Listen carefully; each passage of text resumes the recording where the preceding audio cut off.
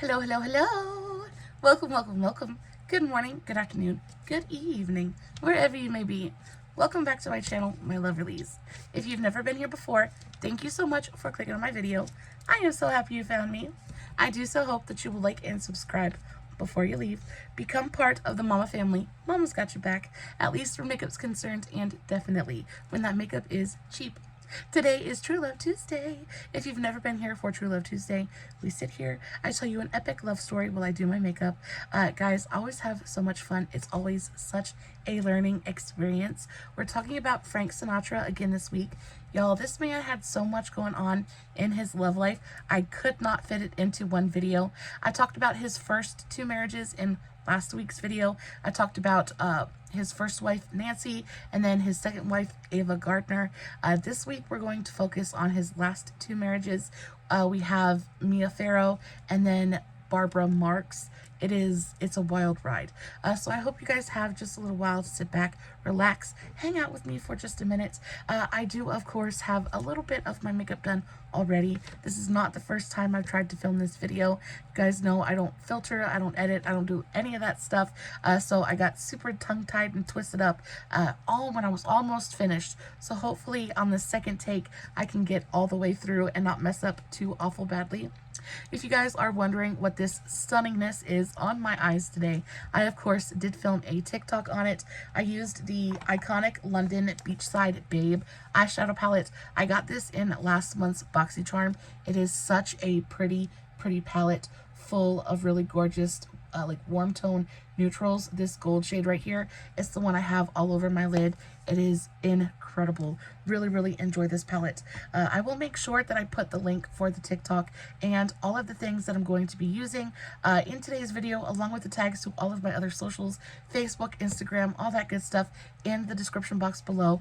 And of course, if you have any questions about what I'm using or how I'm using it, all you have to do is leave me a comment and I will get back to you. Also, before we get started, make sure you give this video a big old thumbs up if you're enjoying the content. Make sure that you are subscribed if you are new to my channel. Hi, how are you? Thank you so much for being here. I am so happy to have you, and I do really hope that you will join the family and turn on your notifications so that next time I upload, you can come right back here and we can hang out together again.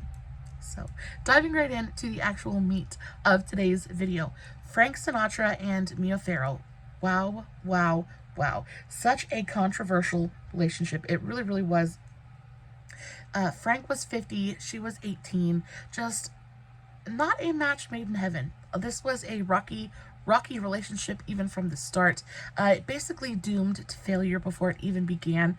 But still, they went for it. There was an undeniable attraction for both of them, and it was like a hurricane, right? It was a hot mess from the start. So a little bit of backstory on Mia Farrow. Mia Farrow, she came from a pretty affluent family. I think both of her folks were in the business. So she's not coming from a broken home. She's not coming from any bad kind of upbringing. She's a very well-adjusted, very happy, healthy young woman. She was born February 9th. If you see me looking over here, it's because I'm looking at my notes. She was born February 9th, 1945. Her first big role was as Allison Mackenzie on the soap opera Peyton Place. I've never seen that show, but that was her. That was how she got her foot in the Hollywood door, so to speak. And then she later on became very famous for her role in Rosemary's Baby, things like that. She's best known for Rosemary's Baby, and then also she got into a ton of drama later on after her and Frank divorced. She actually married Woody Allen, and there was a ton of drama with that whole situation. She's actually super big into humanitarian efforts. She does a lot of work in Chad and Darfur, also the Central African Republic. She has 14 children in total, 10 of which are adopted, and during her marriage to Woody Allen, actually found out that Woody was abusing one of their adopted children named Dylan. She ended up going on to divorce him, and it was just a very big scandal. And then later on, Woody actually married one of their adopted children. So everybody knows that Woody Allen is an absolute predator. If you guys would like me to go and do a video on Woody Allen, I definitely can do that, because there is a story and a half there. There really is. But during that entire episode, at that point in time, Woody Allen was actually a very influential and very powerful person in Hollywood. And Mia was actually in fear for her life and the safety of her children. So she actually went back to Frank, and Frank, with his mob ties, things like that, he actually offered her protection and protected her through the entirety of her divorce, things like that. So even after the relationship didn't work out with Frank, he still was her protector. He still was a good friend. And that is a recurring theme with Frank. He continues to go on and have really wonderful relationships with all of his exes. And I really admire that, because it seems like every woman in Frank's life got a different version of Frank. Some got the kind of playboy, down on his luck guy. Some of them got like the down home good old boy Frank. Some of them got kind of like a possessive, angry kind of Frank. He was just a very complex person, and I think that comes across in the quotes and things like that I've heard or that I've read from all of his ex-paramours and ex-wives. So Mia and Frank. So Frank and Mia met in 1964. She was 19 and he was almost 50.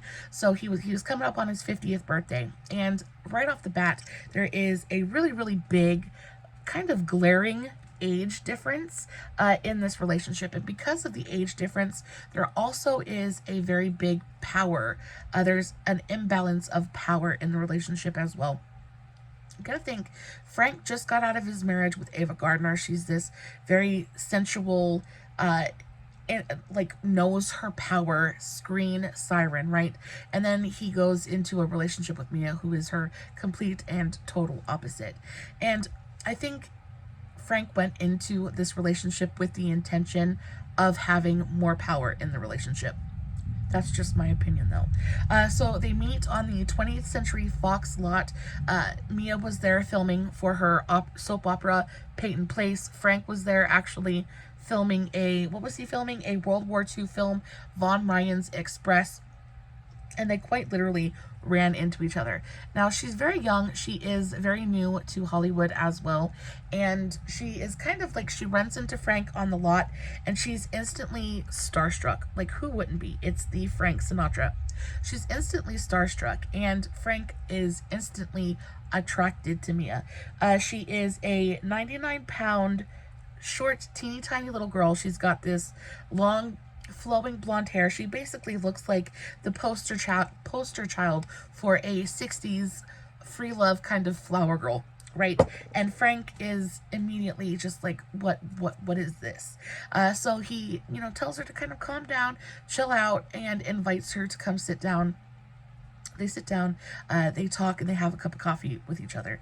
Now, their first meeting, as they're sitting there having a cup of coffee together, just kind of chit-chatting, getting to know each other, she's rummaging through her purse, and the first thing that happens is the entire contents of her purse spill out across the table, and she is completely and totally mortified. Now, if nothing else drives home just how young and naive and innocent this little girl is, the contents of her purse included a stale donut, a can of cat food, and a retainer.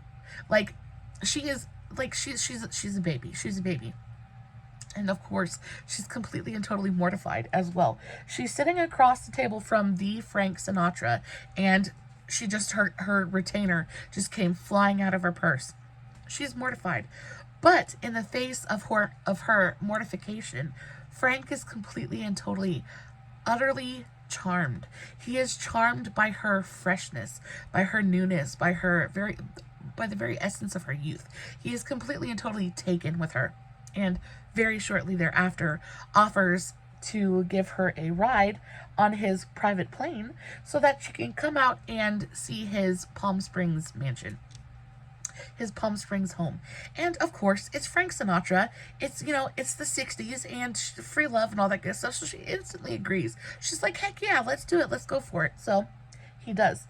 She packs up her deaf cat Malcolm, of course, because she is an animal lover. She's got to bring her cat with her. She packs up her deaf cat. They get on the plane and they go to Palm Springs, and visit Frank. Now, when she gets there, Frank is debonair and he's suave and he's completely and totally in his element. And he opens the door and he's got flowers. And she's kind of completely and totally overwhelmed, but in a really, really nice way. So she gets there, he gives her a tour of the home, and even before she's ever been there before, he shows her to this room and he says, this is your room now. And of course, she's like, it's Frank Sinatra. She doesn't know what to do with herself. So she's just like kind of giggling and, oh, well, I guess I better get a litter box then, right? She's still carrying this cat in her arms, using it as kind of a shield, right? Because of course she's very new, and at this point she's very young, very innocent, and she's still a virgin at this point. She's never had a real serious relationship, and then in swoops Mr. Frank Sinatra, and she's completely thrown off kilter and is kind of using this cat as a little bit of a security blanket, just trying to hold on to something that's familiar. And as she says the comment about getting a cat box, Frank, takes the cat out of her arms, gently places it onto the floor, and then sweeps in and kind of enfolds her and gives her this really gorgeous, really fantastic kiss. And she was a goner. She was done. Frank has swept her off her feet. She is fully and totally in love now. Now, it might not be love at this point, but they're definitely in lust. And I don't care if that man could have been 60 and he still would have had all the swag, all the swagger and all the game. These little boys out here just don't even know nothing about it. He had his pick of women, and she's feeling like, oh, he chose me. So of course, very quickly thereafter, Frank becomes her first real relationship. He becomes her first lover, her first everything, basically. And she kind of like dives headfirst into Frank's life. Very quickly after that, she starts spending every single weekend at his house. She's commuting between LA and Palm Springs, and she is there every single weekend, and things are getting hot and heavy really, really quickly. She said, I got there and he showed me around the house. He had a separate room for me, and I was holding the cat and said I better get a litter box because we'd flown all the way from LA. But then he swept me into this really great kiss, and it was all so romantic. So he started calling her Angel Face. This relationship is well and truly underway. He starts calling her Angel Face, which, could you imagine Frank Sinatra calling you anything, let alone Angel Face? I feel like I would swoon right then and there. And then she starts calling him Charlie Brown, so that was her pet name for Frank, and things are progressing beautifully. But then the media gets a hold of what's going on. The media gets a hold of the fact that they are in a relationship together, and they basically have a field day with it. And of course, back then, I feel like it was much more common for older men to have much younger mistresses, wives, counterparts, things like that. This day and age, it's a no-no. But back then, I think it was a little bit more acceptable. But still, because the age gap was so wide, and because she was so much younger than him, the media kind of had a little bit of a heyday with their relationship. And word got back to his ex-wife, Ava Gardner. And I think Ava at this point, because again, Ava and Frank both had a lot of affection for each other until the day that, they died. So, I'm sure Ava wasn't super happy about it. But also, right after they had begun their relationship, Ava goes through this big makeover. She goes through this big change. Not Ava. Mia goes through this big kind of makeover, and she chops off all of her long flowing blonde hair, and she starts wearing her pretty much signature super short pixie cut, and there are some accounts that say that Frank didn't like this haircut at all. There are some that say that he didn't mind, though he did marry Mia when she had this super short pixie cut, so I'm not exactly sure what to believe about that. But after Mia had gotten this big haircut, Ava, forever the sassy lady that she was, said always knew Frank would end up with a boy. And that really upset Frank because, again, you got to remember that this is Frank Sinatra, and he is known for being a charismatic, egotistical, pompous, self-absorbed man. Like, he's very full of himself, and his image and his pride were very big things. And people are starting to not only talk about him in a less than flattering manner, but they're also kind of doubting his choices, things like that. He almost feels like that they're smearing his name. He's really not happy about it. And then comedians in the Las Vegas area kind of find out about it. They hear about it from the media, and the comedians start to incorporate their relationship into jokes for their acts and things like that. Frank is beyond upset. He is not having it. There was one comedian in particular who took it a step too far, and Frank definitely had something to say about it, because said comedian woke up one night to hearing shots being fired and realizing that those shots were being fired through his hotel door. And very quickly, of course, knew exactly why that had happened. Frank is notoriously known for having mob ties, connections, things like that. This comedian immediately knows what's going on and completely forgets Frank Sinatra is even a person. He forgets that he even knows Mia Farrow's name. He just completely drops them out of his act. And Frank is satisfied. And after this, a message basically has been delivered, and everybody basically leaves them alone at this point. People know Frank isn't playing. He is, he's not going to take the disrespect. He's not just drop it. So people pretty much do. Now they're still fodder for media outlets, newspapers, magazines, things like that. But the comedians, things like that, are just basically leaving them alone. But they're so in love/lust at this point, because though I do think there was genuine love there, I think for the most part it was Frank was looking for something. And Mia very shortly figured out that Frank was looking for a caregiver. That might not be the absolute best word for what it was that he was really looking for. Maybe he didn't even know what he was looking for himself. But consequences be darned. They end up getting married. They walk down the aisle in a very small, very private ceremony in Las Vegas. And of course, they kept it private because they were having so many problems with the media at this point, and with, people judging their relationship, things like that. They just kept their actual marriage really, really quiet. Didn't really tell anybody about it until afterwards. And life is going great for a while, but after they get married, Frank kind of brings the hammer down a little bit and blindsides Mia with all of these demands. Now, as soon as they get married, Frank expects that Mia is going to completely drop her acting career. Now, remember that she is only 18, going on 19 at this point. She has just now gotten her foot in the door of Hollywood. She is just starting her career. Whereas Frank is kind of on the downslope. He's coming down off of his career highs, things like that. He's already accomplished everything that he wanted to accomplish. Mia hasn't been there yet. And Frank, he wants to slow down. He wants to focus on, building a life together and relaxing and enjoying retirement. Whereas she still needs to hustle. She needs to get her name out there. She needs to work. And the marriage started off on a really bad foot. It started off rocky from the get-go. So they get married, and he is expecting her, because she's so young, he's expecting her to be this malleable piece of clay that he can mold into his perfect wife. Because I think that's exactly what he was looking for. He was looking for a caretaker. He was looking for a companion.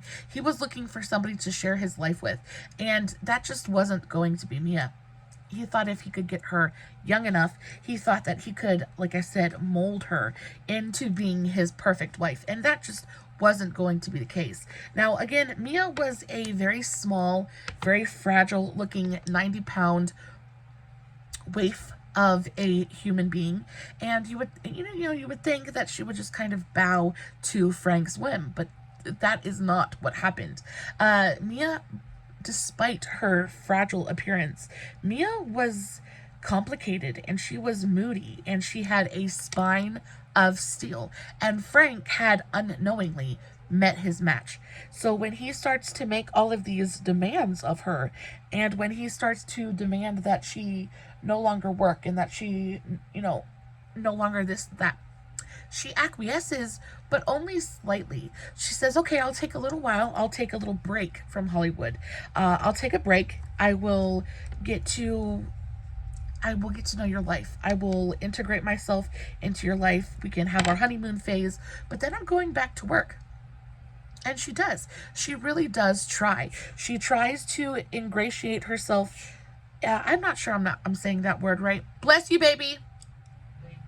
She tries to really become a part of Frank's life. She follows him around to all of his movie sets. She, meets all of his friends, but again, the glaring differences in their stages of life just became more and more obvious. Frank's idea of a good time was going to the casino, knocking back martinis, and playing craps, right? And then, if things got wild and they wanted to stay up past their bedtime, they could go home. And of course, Frank had a beautiful home in Palm Springs, and he had a screening room. They could go home, they could watch a movie. This is not a 19-year-old's idea of a good time. She wanted to go out, she wanted to club, and she wanted to dance, and she wanted to live life and experience things and have adventures. And Frank just wasn't having it. One night when they had just got done at the casino, Frank suggested that, and of course they all had their Frank's little posse that kind of walked around with them. Frank suggested that they go back to the house and watch one of his movies yet again. And she audibly groaned. She rolls her eyes and she says, "Oh no, not again. We've all seen that movie at least 500 times." Frank was not happy. Frank was not happy. Mia was not happy. And their relationship is kind of like the descent in the ranks, right? Like, she is slowly but surely becoming more and more discontent with their lives together. So, and again, Frank is a very proud person, and I don't think he was very communicative with her as either, because she would make these small mistakes that could have been very easily avoided if he would have just told her what was going on. And an example of one of these mistakes is she made the mistake of accepting a dance invitation from Robert Kennedy. Now, Robert Kennedy, again, of course, is the brother of John F. Kennedy, the President of the United States, and Frank had been instrumental in John getting elected. He had really campaigned for John, he had really supported John, and again, had really helped him get elected to the president's office. But after he had helped JFK get elected, somehow he ended up being banished from the White House. And of course, Frank was really, really unhappy about this. And Frank blamed his banishment from the White House on Robert. He said that Robert was the reason that he, was no longer in tight with the president, things like that.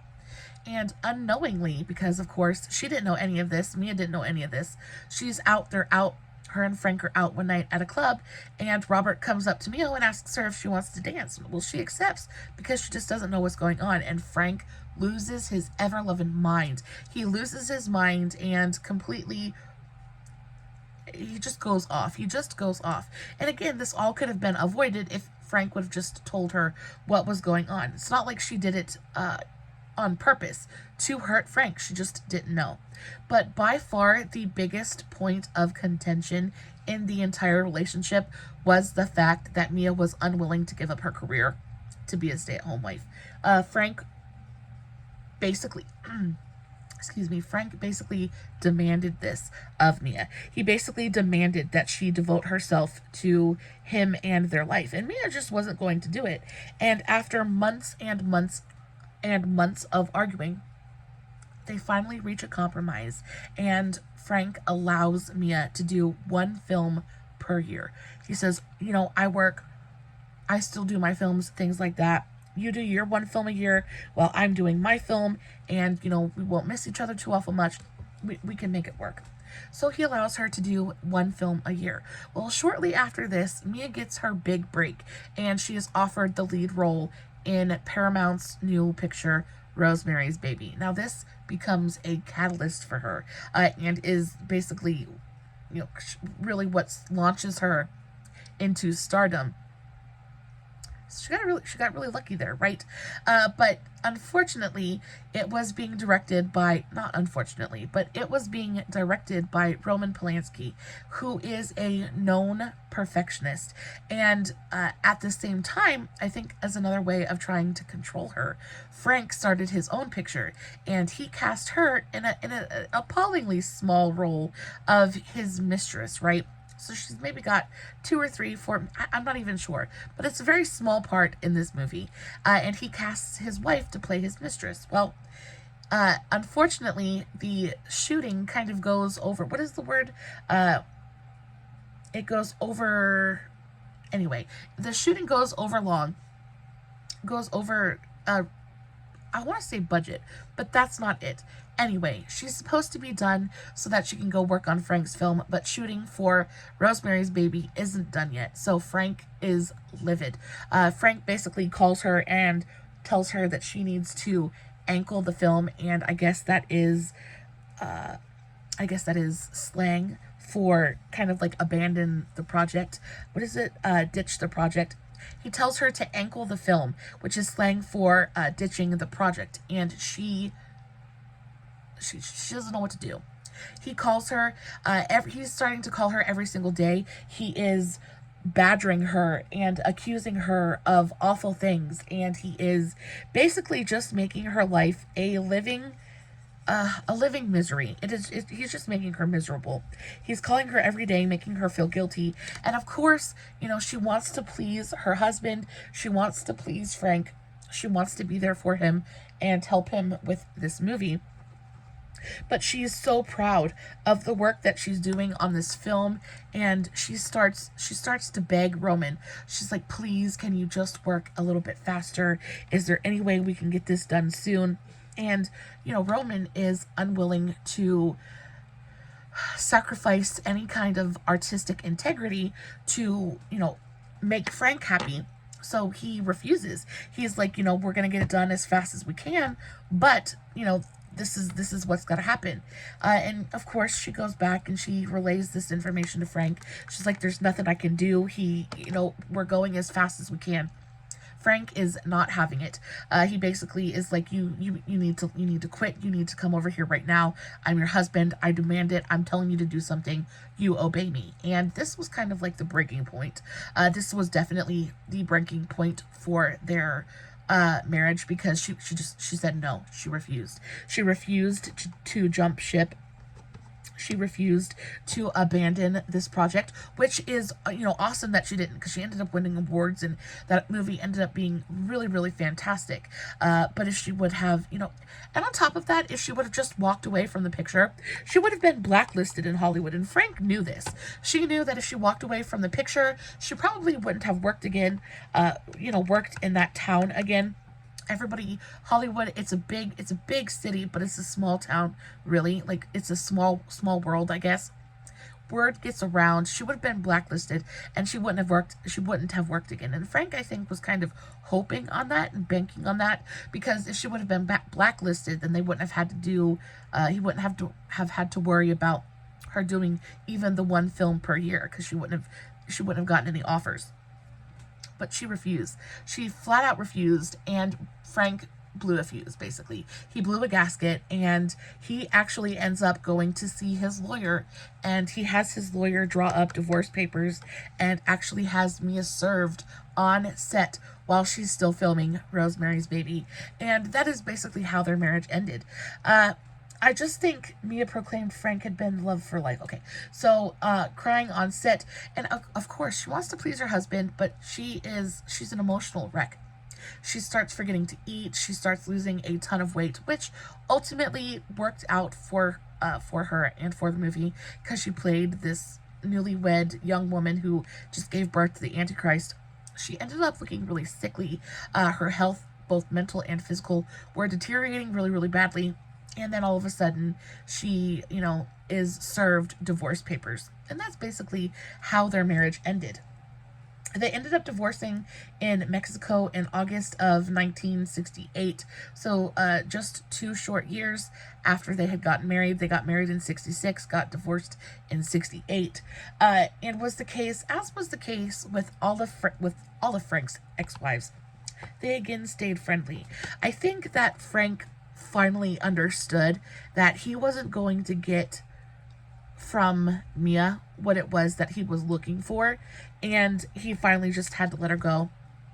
And I think him serving her with those divorce papers was probably one of the best things that he could have done for her, for both of them, really, because they kind of brought out the worst in each other. They just weren't meant to be. And afterwards, of course, they stayed friends. There was genuine affection and love there.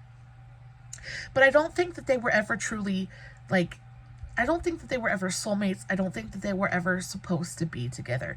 I think it was a, right person, wrong time. Maybe if she had been just a little bit older and willing to sacrifice a little bit more, or maybe if he had been just a little bit more open and willing to not be so demanding and been willing to communicate a little bit more, I do think that their relationship could have been much more successful. But as it stood, that's how things worked out. Well, again, after this, they both go on. Frank goes on to remarry. Mia goes on to remarry. Mia actually ends up marrying Woody Allen, which is a whole nother crap show for her. She just ended up being very unlucky in love, Mia did. But she did go on record as saying that Frank was the love of her life. She said, I quote, "I loved him to the day he died and even beyond." So, and again, he was her protector during her divorce from Woody. He stayed a fixture in her life. And then we move on to Frank's last wife. And this one's going to go pretty quickly because there's not a ton of information out there on his marriage with, what was her name? I think her name was Barbara Marx. There's not a ton of information on his marriage to Barbara. I know that Barbara was born March 10th, 1927. She died July 25th, 2017. She was a model, a showgirl, a socialite. She kind of made her name on dating famous men. She kind of did a little bit of everything. She was just kind of I want to say just like a staple on the Hollywood social scene. She kind of dated around and was with a couple of different people that gave her status. The marriage that she was in before Frank she was married to one of the Marx brothers. I believe she was married to Zeppo Marx. She was married to him for a little while, but then met Frank. Now, she met Frank at the country club, and again, Frank's getting a little bit older. She is still fairly young and vivacious. I think she was a good 10 or 15 years younger than Frank. She was younger, she was still vivacious, absolutely beautiful woman, and completely and totally taken with Frank. But I think for her and everything, even she has a memoir out, Mrs. Blue Eyes, being the wife of Frank Sinatra, things like that. I feel like for her, Frank was more of a status symbol. Frank was a conquest. And I do think she genuinely loved Frank, but I think she loved Frank because of what Frank offered her. And in that way, I think that Frank and Barbara's relationship was very transactional. He provided to her wealth and status and, all the things that entails. And she, in turn, gave him the doting, loving, devoted wife that he so desperately wanted, because that's what she was to Frank. She was the doting, loving. She was everything a good wife should be. The problem I have with their relationship is that it seems to have been a very selfish relationship because, like I said, Frank had stayed friends. My phone's about to die. Like I had said, Frank had stayed friends with all of his ex-wives throughout the years, including his first wife, Nancy Barbato. Well, when Barbara came into the picture, she basically was like, no. She cut Frank off from his children. She kind of denied his children access to him. And as Frank got older and he got more sickly, she denied his children the ability or opportunity to see their father or to say goodbye to their father. On the night that Frank had died, on the night that Frank died, actually, she knew that he was going, and instead of picking up the phone and calling his children and saying, you know, your father's on his way out the door, come say goodbye, she chose to ignore them and not even tell them. They had to find out through Frank's doctor that he had passed. So, again, I just don't agree with the way that she handled that side of things, but I do know that Frank was very, very happy with Barbara. They had a wonderful relationship. They were married for, I want to say they were married for like 22 years, something like that. Let me see if I have it written down. Yeah, they were married for 22 years. They were married for 22 years and by all accounts led a very, very happy, had a very happy 22-year marriage. Other than that, there was a big snafu after Frank passed about his estate, things like that. I think that always happens when somebody with quite a bit of money dies. But she denied any of his children any inheritance, things like that. They had to fight tooth and nail. It just seems to me like Barbara was not a very... She was not a very understanding... She just seemed... I don't know. She's kind of like the stereotypical evil stepmom. She just kind of fills that role. She's the younger woman that comes in and marries the elderly rich guy. Just kind of that stereotype. Now, I don't want to be judgy because, again, I don't know enough about it. But I do know that they did renew their vows on their 20th wedding anniversary, and it was beautiful. My phone is about to die. Guys, I love you so, so very much. I hope today's video was entertaining and fun for you in some small way. I pretty much finished my makeup. I will, of course, finish my makeup, take pictures, and post them over on Instagram and Facebook. Guys, if you have any questions about today's video or what I used, anything like that, please leave me a comment and I will get back to you. Just leave me a comment and say hi. Let me know that you're liking what I'm doing. Make sure that you give this video a big old thumbs up. As always, no filters, no edits, no fancy lighting. It's just me sitting here telling you guys an epic love story, hoping you guys are enjoying what I'm doing. And until next time, stay safe, take care of yourselves, and remember, you're important. Bye.